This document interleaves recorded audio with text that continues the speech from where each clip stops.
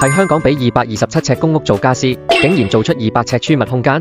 客人揾我哋做家私嗰陣，現場係咁樣，牆面地面都非常乾淨。依家起貨一齊去睇睇。入門大長廳，明亮又清爽。原本右邊有個5尺長嘅凹位，利用深度設計成3尺鞋櫃加5尺儲物櫃，輕鬆擺落2個人嘅30雙鞋。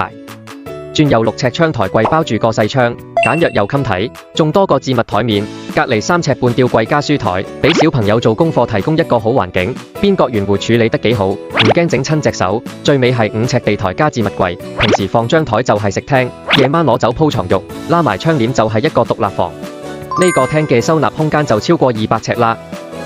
跟住睇下廚房，定製家私前，台面過細使用不便，依家要自行設計，台面超長使用順手，中放落洗衣機，可以同時容納2個人一齊煮飯。浴室做一字型鏡櫃，左邊熱水器藏起身，右邊多咗好多儲物空間。呢套227尺公屋設計，你覺得點？